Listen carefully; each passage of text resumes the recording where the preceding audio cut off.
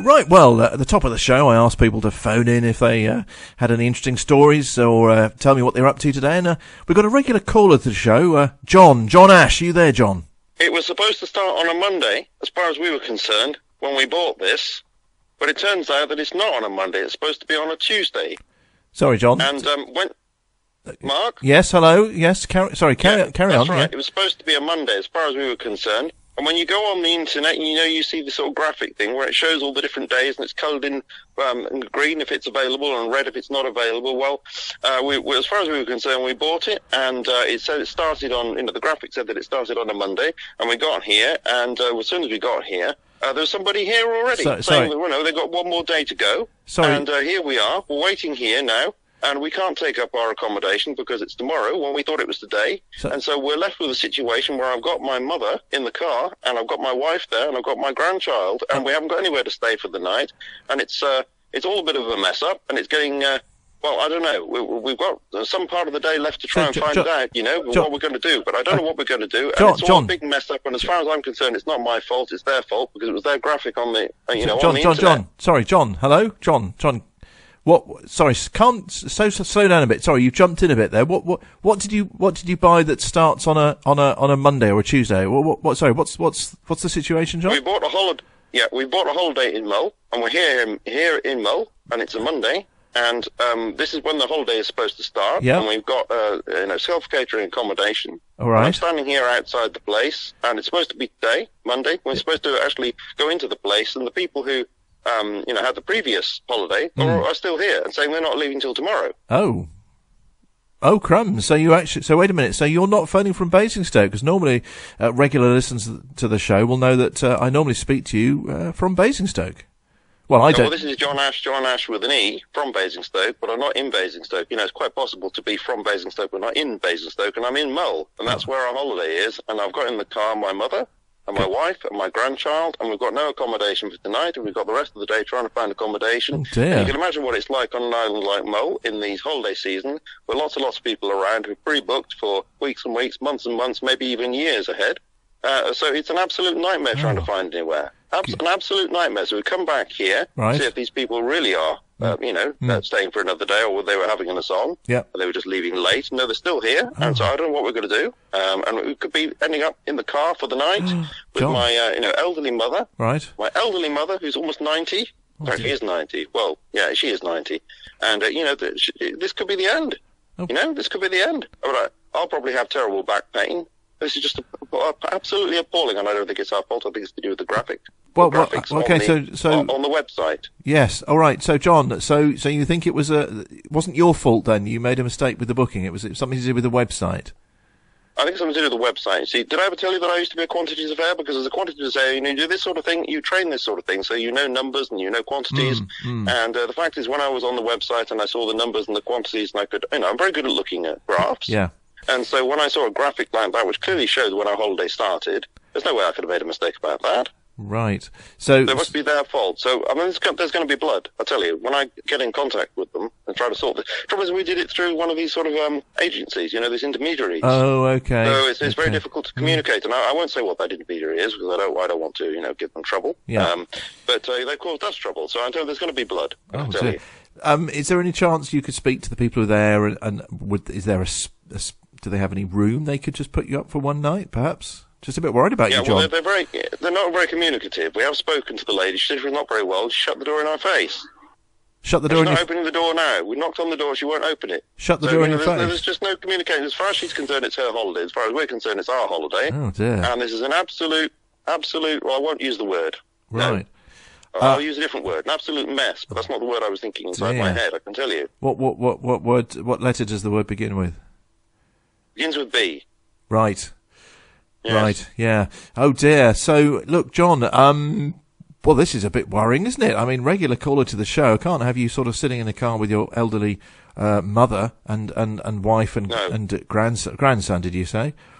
Grandson. It's an absolute, this is a disaster. Dear. We've been around quite a few of the places already. My wife ringing up, to inns and hotels. And they haven't got room. They haven't got room. And all we need to find is the absolute minimum would be something for my for my mother, so that she could be comfortable for the night. And I suppose we could doss it in a car, although my back would be an absolute nightmare for the rest of the holiday. Well, look, tell you what, John, why don't you go and try and sort out what you can do and ring me before the end of the show, because I do want to know if you're going to be okay. How about that? Oh, that's very well. Well, if we find something in that time, I have to say that's not very long, is it? But I hope you're right. If we find something, I'll phone you back. Luckily, I'll be glad. I'll be in a better mood then if we do find something, and I'll be glad to be sharing my relaxed emotional state. Well, luckily you phoned the show early today, this afternoon. Normally you phone about 4. You phone quite early, so that might give you a time to go off and find something. So I should, I don't want you. I don't want what sort of. I just felt that I needed to speak to somebody, Mark. I started listening to the show, thinking it might calm me down, under the circumstances didn't, of course. No, but that was nothing to do with the show. It was a very good show. It was always a very good show. It's just because this is so stressful. Yes. Okay. So all these conversations coming back from my wife talking to various people and saying they're ever so nice. What they like, they're trying to say. So why don't you try such and such? Why don't you try this place? Okay, John. Place? All right, calm, John. It's all very well for people trying to be helpful when they say, well, no, we haven't got any accommodation, but it doesn't really help, does it? It sort of helps. Sort of helps in the sense that you get more names, but then those names say no as well, and you feel like this is just an eternal spiral down into the abyss of hell. John, look, go off and make your calls. In the meantime, is there something we can play for you that might calm you down, perhaps take you back to an early age when you were dancing to this as a young man? Well, this might seem counterintuitive, but I'm going to choose something that you would think would really make it even worse. But actually, no, I think because it's talking about the very situation that I find myself in, I think that's quite cathartic, and that's Under Pressure by Queen. Okay. All right. Yes, we'll get that. Yes, we'll find that for you. We'll get that on for you.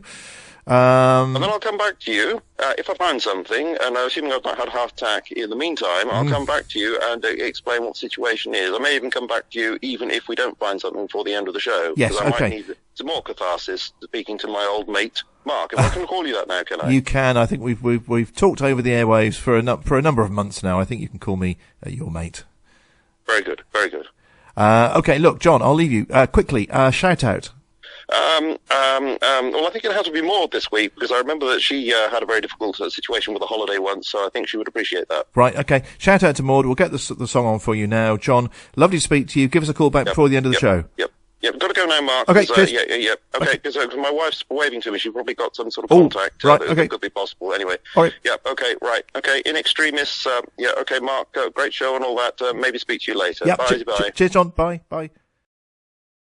Right, well, exciting news. We've got a few minutes left of the show, and I've just had, we're just on the phone now, actually, is John. If you remember, if you were listening earlier in the show, I'd asked John to phone up.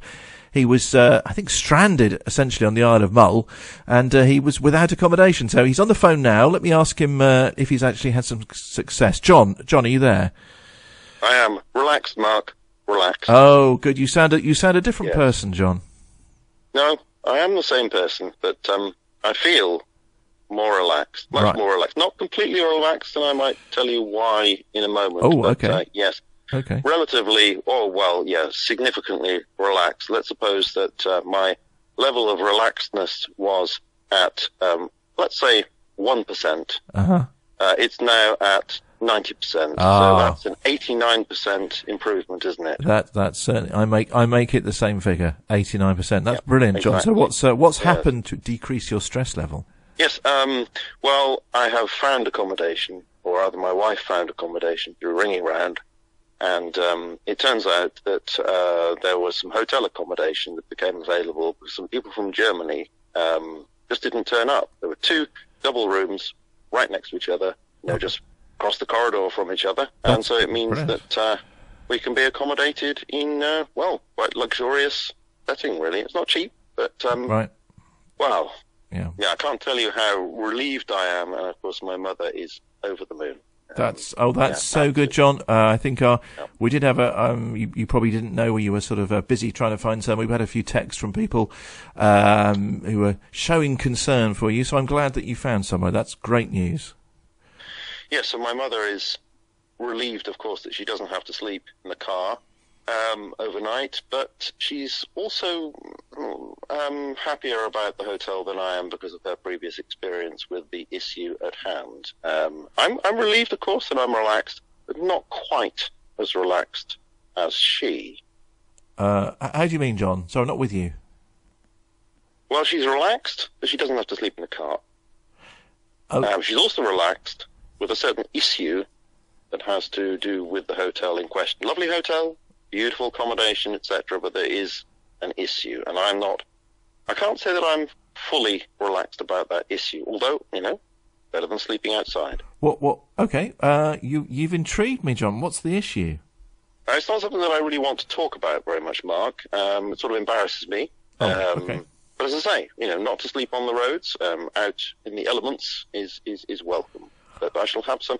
I will have some difficulty coping with this, I have to say. Okay. Well, yeah, you've intrigued me, John. But never mind. If you're not going to tell me, that's fine. Anyway, I'm glad. No, I didn't say I'm not going to tell you. Okay. I will tell you in my own time. I will tell you. Okay. It was what accounts for the 10% of non-relaxedness. Oh, okay. Do you remember I talked about an 89%, whereas I was. 1% relaxed to start with. Yeah. And then it rose to 90%. Oh, okay. You did notice that, didn't you? It didn't rise to 100%. Yes, okay. Well, I mean, who is 100% relaxed these days, John?